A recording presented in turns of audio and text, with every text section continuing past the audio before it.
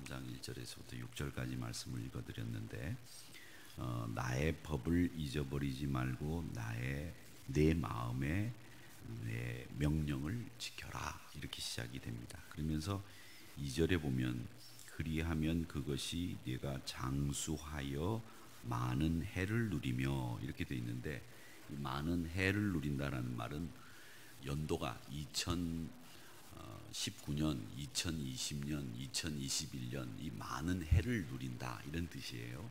그래서 이 말은 곧 앞에 있는 장수해서 오래 산다는 말을 네가 2019년도도 살고 2020년도 살고 2021년도 살고 2022년도 살고 2023년도 살고 2024년도 살고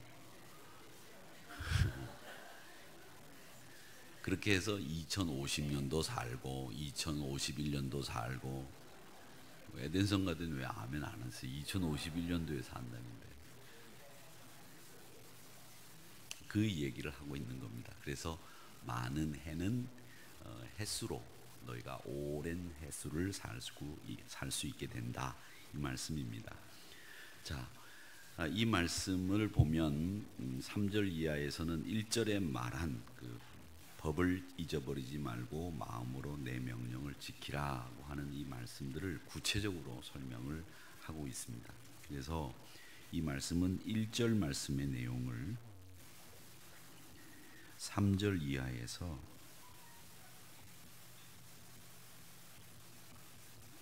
설명하신다 이렇게 보시면 됩니다. 자, 2절에 보면 장수하여 많은 해를 누리게 된다라고 했는데 이 장수라고 하는 것은 이스라엘 사람들에게 있어서 오래 사는 거 그것만 얘기하는 게 아니고요. 장수는 이스라엘 사람들에게 있어서 장수는 우리는 장수를 어떻게 생각하느냐면 건강하게 남에게 폐를 끼치지 않고 자기가 자기 삶을 주도적으로 경영하면서 사는 삶 그걸 장수라고 얘기를 합니다. 사실 삶의 질이라고 하는 게 있죠. 그러니까 그 삶의 질이라고 하는 것이 병상에 누워서 남의 수발을 받으면서 오래 사는 건 삶의 질이 좋은 건 아니에요. 사실은.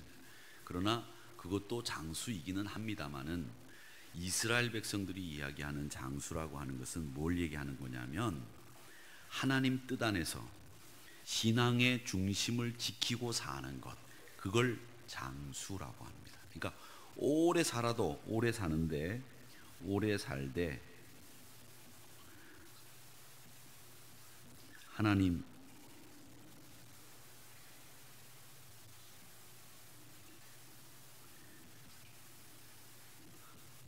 하나님의 뜻 그 다음에 하나님의 뜻과 신앙 중심 이것을 지키며 오래 사는 삶 이게 진짜 장수라는 거예요. 그러니까 우리는 건강하게 오래 사는 걸 장수라고 하지만 이스라엘 백성들은 하나님의 뜻과 신앙 중심으로 사는 삶 그게 오래 사는 것에 진짜 의미가 있다 이렇게 생각을 했다는 겁니다. 열왕기상 3장 14절에 보면 뭐라고 말씀하시는가 하면 네가 만일 내 아비 다윗의 행함같이 내 길로 행하고 내 법도와 명령을 지키면 내가 너의 날을 길게 하리라 이렇게 말씀하셨습니다. 이 말씀이 열왕기상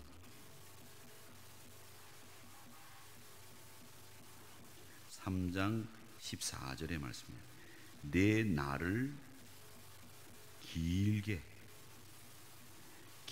하리라 이렇게 말씀을 하셨습니다. 그러니까 이 장수라고 하는 말은 우리가 얘기하는 세상에서의 장수하고 성경에서의 장수하고는 의미가 완전히 다르다 이렇게 생각을 하시면 되겠습니다. 자, 그러면 오늘 말씀에 보면 그냥 날수만 길게 하는 게 아니라 건강하게 신앙 중심으로 오래 살 수 있는 비결이 뭔지를 오늘 여기 말씀에 보면 이야기를 하고 있습니다. 제일 먼저 6절에 보면 뭐라고 되어 있느냐면 너는 범사에 그를 인정해라 이렇게 말씀을 합니다. 그래서 첫 번째 우리가 많은 해를 누릴 수 있는 방법은 하나 있습니다. 그게 뭐냐면 범사에 그를 인정하는 겁니다. 인정한다.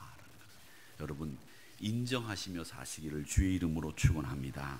인정한다는 말은 뭐냐면 여러분, 알아준다는 얘기예요. 알아준다. 누군가가 나를 알아줘야 되잖아요. 그렇죠?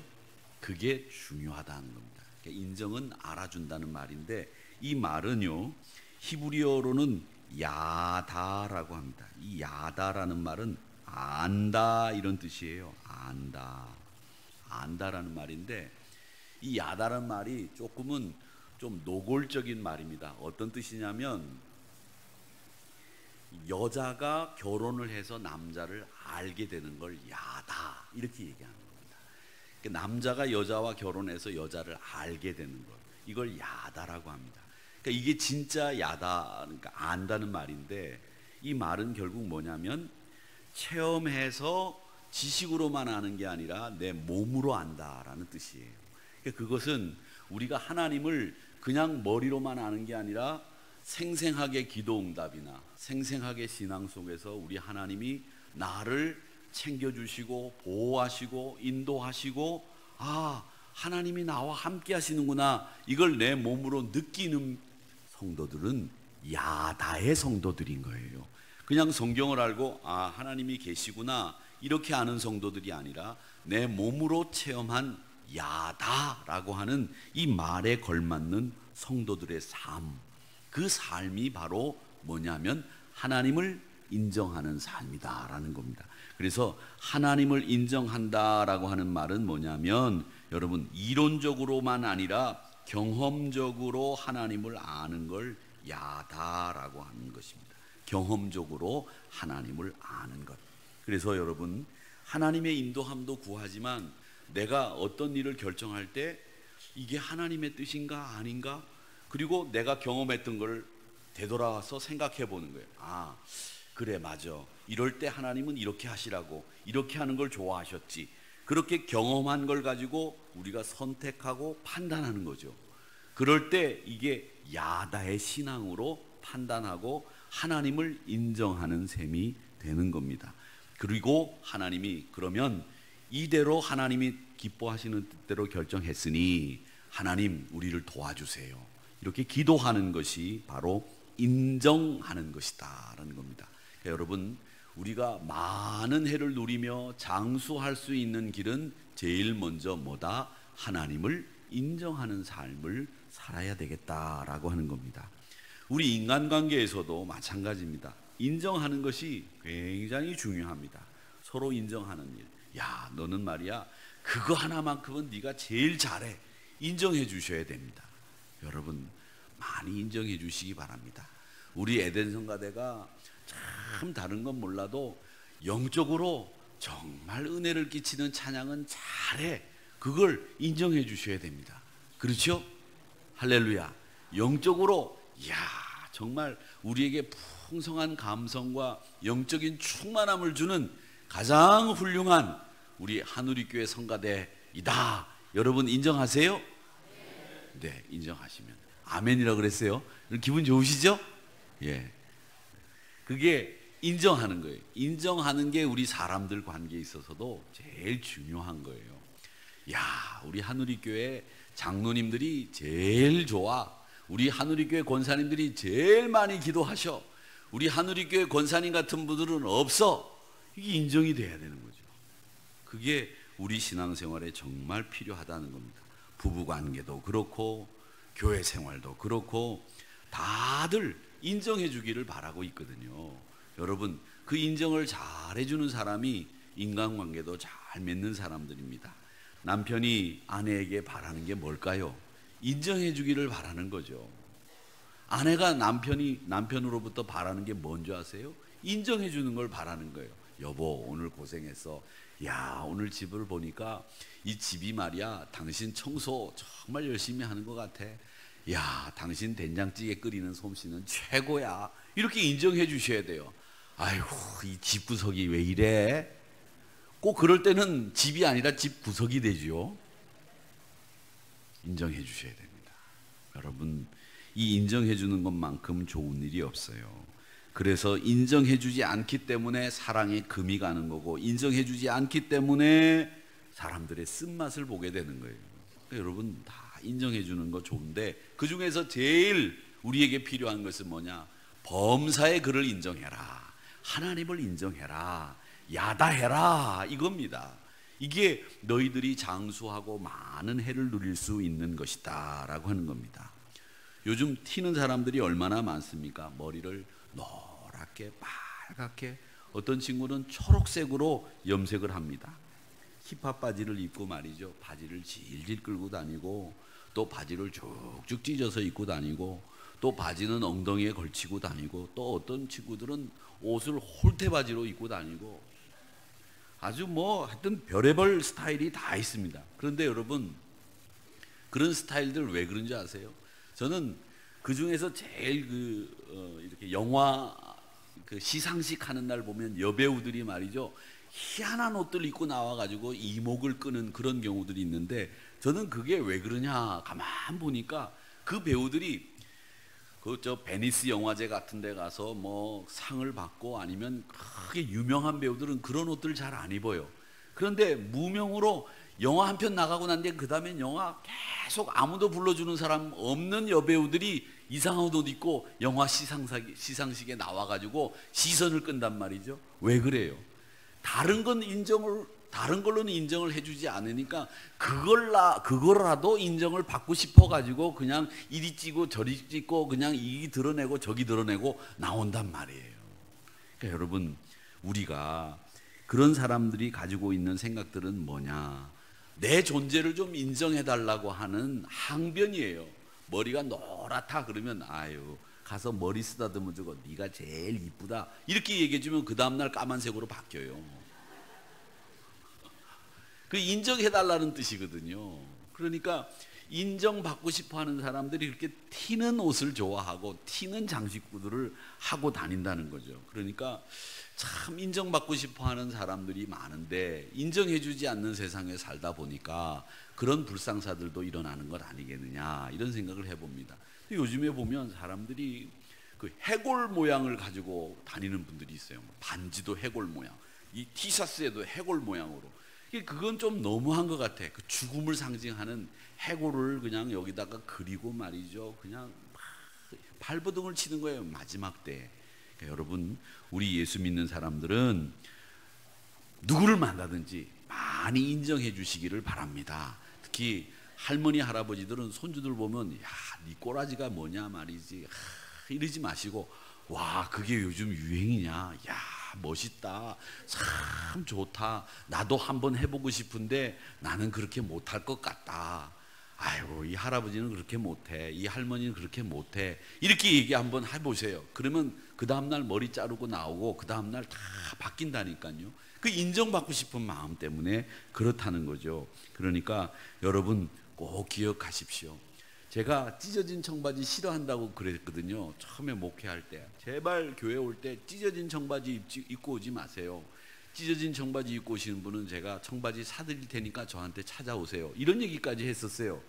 그런데 그 다음 주에 설교하고 난 뒤에 제가 부산에서 목회할 텐데 어떤 청년이 찢어진 청바지를 입고 와서 또 그 왜 찢어진 청바지 입고 왔는지 제가 물어보지도 않고 쳐다보지도 않고 있는데 저한테 오더니 목사님 찢어진 청바지 싫어한다고 해서 찢어진 청바지 입고 왔어요? 이러는 거예요. 참 기가 막혀가지고. 그래가지고 제가 그 청년을 보고 그래, 내가 찢어진 청바지 싫어하지. 근데 그 청년이 정말 저한테 찢어진 청바지가 싫어하고 제가 그걸 별로 달가워하지 않는다는 걸 알았으면 안 입고 오든가 아니면 교회를 안 나오든가 그럴 텐데, 찢어진 청바지를 또 입고 와가지고 제 앞에 와서 확인하는 거예요. 목사님 찢어진 청바지 싫어하신다고 하셨죠? 저 찢어진 청바지 입고 왔어요. 이게 뭐예요? 목사님 나 좀 인정해달라, 이 얘기거든요.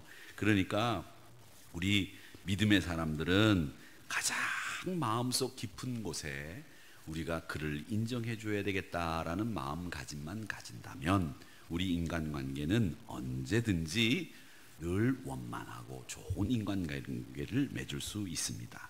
여러분, 마찬가지로 우리가 장수하고 많은 해를 누릴 수 있게 되려면 하나님을 인정하셔야 됩니다. 그러면 하나님을 인정한다는 것은 뭐냐? 말씀에 청종하세요.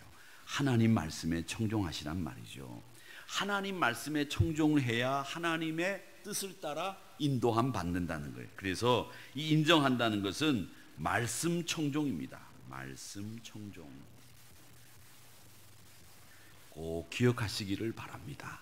하나님의 말씀에 청종하세요. 그게 여호와를 인정하는 가장 좋은 방법입니다. 시편 32편 8절 말씀에 보면 내가 갈 길을 가르쳐 보이고 너를 주목하여 훈계하리로다. 그렇게 말씀하시고 있습니다. 그러니까 너를 시편 32편 8절입니다. 32편 8절에 너를 주목하여 훈계하시겠다. 그렇게 말씀하시고 있습니다. 그러니까 주목이라고 하는 말은 뭐예요? 우리가 학교에서도 막 학생들이 떠들면 선생님이 주목 이렇게 하시잖아요. 그러니까 나를 쳐다봐라 이런 뜻이에요. 그러니까 하나님이 너를 주목하고 너를 훈계하겠다. 그리고 너의 길을 지도하시겠다. 이렇게 말씀하시고 있습니다. 이게 우리 하나님이 가지고 계신 마음이에요. 그러니까 여러분, 하나님을 인정한다라고 하는 것은 하나님의 말씀에 청종하고 하나님에게 주목하는 거예요. 그게 여호와를 인정하는 것이다라고 하는 것을 꼭 기억하시기를 바랍니다. 어떻게 한다고요? 하나님을 인정하는 건 말씀 청종, 하나님 주목이다. 이 두 가지를 꼭 기억하시기를 바랍니다. 자, 그러면 하나님이 우리를 어떻게 인도하시느냐? 인도하시는 목적이 있습니다. 하나님이 우리를 인도하신다고 하는 것은 우리가 그를 인정할 때 우리를 인도해 주시는 거예요. 그냥 인도해 주시는 거 아니에요. 그래서 항상 하나님을 인정해야 하나님이 우리를 인도하신다. 이걸 기억하시기 바랍니다. 그냥 인도하시는 게 아니에요. 그러면 이 인도하시는 목적이 뭐냐라고 했을 때, 목적이 뭐냐라고 했을 때 여러분, 왜 하나님이 우리를 인도하시겠어요? 그 인도하시는 것은 우리를 유익하게 만드시기 위해서 우리를 인도하시는 거예요. 우리의 유익을 위해서. 그래서 첫 번째 우리를 인도하시는 이유는 유익을 위해서 인도하신다. 기억하시기 바랍니다. 이사야서 58장 11절 말씀에 보면 나 여호와가 너를 항상 인도하여 마른 곳에서도 내 영혼을 만족해 하며 내 뼈를 견고케 하리니 너는 물된 동산 같겠고 물이 끊어지지 않은 샘 같을 것이라. 그렇게 말씀하셨습니다. 이게 이사야서 58장 11절 말씀이에요. 여러분 기억하시기 바랍니다. 물된 동산 같겠고 끊어지지 않는 샘같이 물이 펑펑펑펑 솟아나는 샘으로 너희들을 만들어 줄 것이다. 너희들을 유익하게 만들어 주겠다. 이렇게 말씀을 하십니다. 하나님께서 우리를 인도하실 때 여러분, 야, 하나님이 왜 나를 이렇게 곤고한 곳으로 넣으시지? 이렇게 생각하지 마세요. 하나님은 제가 늘 말씀드리지만 우리 믿음의 사람들을 항상 좋은 곳, 항상 좋은 것, 항상 좋은 말씀, 가장 최선의 곳으로 우리를 인도하시는 분이 우리 하나님이시라고 하는 것을 잊지 마시기를 바랍니다. 가장 좋은 것을 주시기 위해서 하나님이 여러분을 지금도 붙잡고 계시는 거예요. 나락으로 떨어뜨렸다가 이렇게 세웠다가 또 나락으로 떨어뜨렸다가 이렇게 세웠다가 하는 이 모든 일들이 하나님이 여러분의 삶을 항상 복되게 가장 유익하게 만들어 주시기 위해서, 생명의 풍성함, 영혼의 만족을 주시기 위해서 인도해 주신다는 것을 여러분 기억하시기를 바랍니다. 자, 그러면 하나님이 두 번째로 왜 우리를 인도하시느냐? 유익을 위해서 인도하시지만 마땅히 행할 길,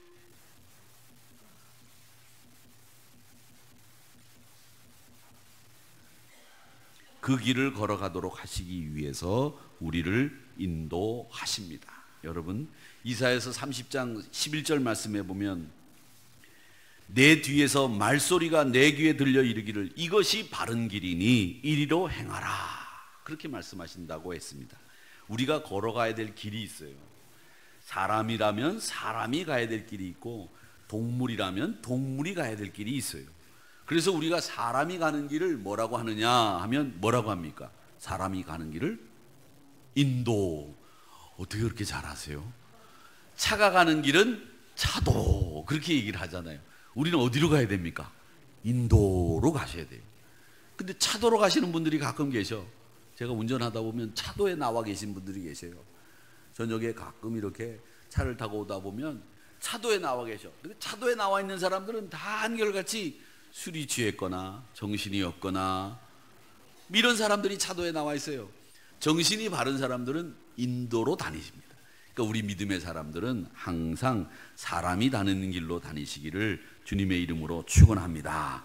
자, 그러면 이렇게 유익을 위해서 마땅히 행할 길을 감당하기 위해서 우리 하나님이 우리를 인도해 주시고, 우리가 하나님의 인도함을 받기 위해서는 인정하는 삶을 살 때 인도함을 받는데, 우리 인도를 받는 방법이 있을 거예요. 어떻게 하면 내가 하나님의 인도하심을 받을 수 있을까? 제일 먼저 인도함을 받는 방법,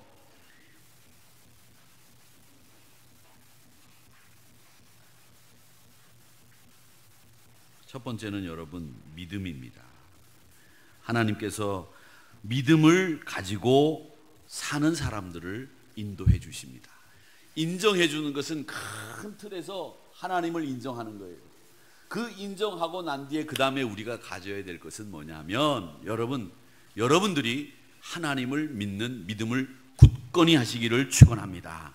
너는 마음을 다하여 여호와를 의뢰하라. 내 명철을 의지하지 말라. 너는 범사에 그를 인정해라. 이렇게 이야기를 하셨기 때문에 이 믿음이 있는 성도들에게 하나님께서 그를 인도해 주신다는 겁니다. 여러분, 신뢰라고 하는 것은 뭐냐? 이게 믿음이라고 하는 건데, 이건 뭐냐면 그분의 주권을 인정하는 거예요.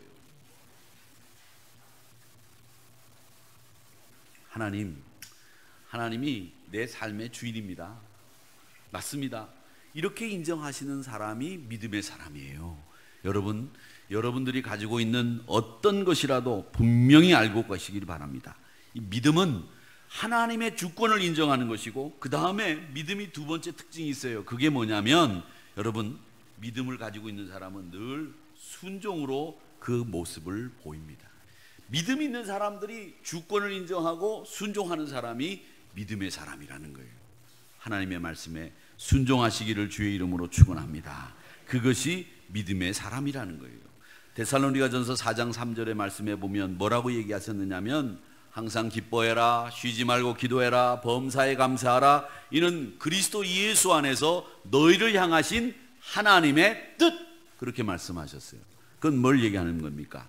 우리가 믿음의 사람들은 항상 기도하고 범사에 감사하고 쉬지 말고 기도하고 기뻐하는 이런 삶을 사는 것, 이게 순종의 삶이라는 것을 말씀하고 있습니다. 데살로니가전서 이 5장의 말씀과 또 우리가 믿음을 인정하는 삶, 이런 삶을 여러분들이 꼭 사셔야 되겠다라고 하는 것을 여러분 기억하시기를 바랍니다. 자, 그러면 이렇게 인도함을 받는 방법 두 번째가 있는데, 그게 뭐냐 하면 성경이에요. 성경. 여러분, 성경이, 여러분들은 이걸 하찮게 생각하실 수도 있습니다만, 물론 하찮게 생각하시는 분들이 없으실 거예요. 오늘 3일 예배 나오신 분들은 이 성경 말씀을 굉장히 사모하고 사랑하시는 분들이 3일 예배 나오시는 분들인데, 여러분, 이 말씀이 가지고 있는 능력은 그냥 이게 책으로 그려진 인쇄된 책이라서 이게 별거 아닌 것처럼 보일 수도 있는데, 여러분이 믿음을 가지고 이 책을 읽는 순간에 이 글자에 있는 말씀들이 여러분의 가슴을 감동시키고 여러분의 삶을 변화시키면 이 말씀이 능력을 발휘해요. 그러니까 마치 이 말씀이 활자로해서 이렇게 종이에 찍혀 있다가 여러분들이 읽어서 감동을 받으면 이 말씀이 살아서 나와가지고 움직이는 거예요. 여러분과 함께. 그걸 한번 그려보세요. 그게 말씀이 살아서 역사한다라고 하는 뜻이고, 그 말씀이 여러분과 함께하는 순간에 그 말씀이 여러분을 주장하는 거예요. 너를 인정하고 너를 축복하고 너를 복되게 하리라. 그 말씀에 감동이 되면 그 복되게 하리라는 말씀이 여러분과 함께 가는 거예요. 여러분, 사람의 말도 계속 들으면 그 말이 그 사람의 삶을 바꾼다고 하잖아요. 그런데 이 하나님의 말씀을 계속 들으면 그 말이 여러분의 인생을 바꿔놓는 거예요. 그걸 믿으시기 바랍니다. 그러니까 이 말씀이 위로가 되고 확신을 주고 이 말씀이 때로는 여러분의 인생에 해답과 위로를 더하시는데, 여러분 말씀을 사모하는 사람들에게 있어서 가장 좋은 방법, 그것은 뭐냐면 그 말씀이 나의 말씀으로 되도록 만든다라고 하는 겁니다. 그렇게 될 때 여러분들이 삶에서 새로운 변화들이 일어나게 될 줄로 믿습니다. 말씀을 꼭 사모하시기를 바랍니다. 어떤 사람은 하나님의 인도하심을 받는다고 하면서 좀 이상한 인도함을 받는 분들이 계세요. 미신적인 방법으로. 제가 그런 적 한번 말씀드린 적이 있었는데, 전에 목회할 때 어떤 분이 가게를 정하는데, 가게가 이렇게 여러 개가 나왔어. 이 가게를 정하는데 어떤 가게를 정할까? 여러분 정상적인 사람이라면 어떻게 하겠어요? 기도하죠. 하나님 어떤 가게를 결정해야 될까요? 기도하셔야 되죠. 그리고 또 기도 부탁도 하세요. 목사나 전도사님들에게 어떤 가게를 결정해야 될지 기도해 주세요. 기도 부탁하시고. 그러면 그게 어떤 대답을 들어서가 아니라 그런 가운데 마음에 확신이 들어요. 내가 지금까지 경험했던 것도 하나님의 기도응답이고, 내가 지금까지 만났던 사람들의 이야기도 기도응답일 수 있거든요. 그러니까 그걸 가지고 종합적으로 판단을 해서 하나님이 기도하는 가운데 요걸 해야 되겠다, 이렇게 판단하시면 되는 거죠. 여러 가지를 고려해서 그렇게 하면 좋은 판단을 할 수 있지 않습니까? 그런데 예수 믿는 사람들이 어떻게 그 가게를 선정하느냐, 여러 개 가게가 있으니까 하나님 기도합니다. 어떤 가게를 선정할까요? 그런 방법으로 진짜 가게를 선택한 사람이 있다고 하더란 말이죠. 그래서 제가 가슴을 쳤어요. 꿈이나 환상을 의존하는 분들도 있습니다만 그거보다 더 나쁜 방법이잖아요. 그러면 왜 동전을 던져가지고 제비 뽑기 해가지고서 구하죠? 이런 것은 하나님의 방법이 아니에요. 여러분, 하나님의 인도하심을 받는다고 하는 것은 분명히 말씀에 근거해서 인정함 받고 인도함 받아야 됩니다. 그러니까 여러분들 모든 것이 말씀으로 검증되지 않으면 그건 거짓이고 사악한 것이에요. 그러기에 우리 믿음의 사람들은 항상 말씀에 의해서 검증받고 인도함 받기를 애쓰시기를 바랍니다. 또 어떤 분들은 이제 우리 하늘이 교회는 제가 워낙 이런 걸 강조하기 때문에 예언 기도 받으러 다니시는 분들은 없습니다. 예언이라고 하는 걸 제가 말씀드리죠. 예언이라고 하는 말은 맡긴 말씀이란 뜻이에요. 하나님이 우리에게 맡긴 말씀. 이건 미리 예자가 아니라 미리 보는 게 아니에요. 성경에는 예언이 미리 보는 성경은 아무것도 없어요. 하나님이 맡겨주신 말씀이라니까. 예언 기도는 믿지 마세요. 예언 기도 누가 한다, 거기 쫓아가서 무당에게 가서 점 보듯이 아이고 내일 우리 아들이 어디 입사 시험 보는데 붙겠습니까? 안 붙겠습니까? 권사님 기도 응답 좀 해주세요. 그렇게 다니시는 분들이 있다니까요. 우리 교회는 없으시죠? 있으시면 치도곤 나는 거죠.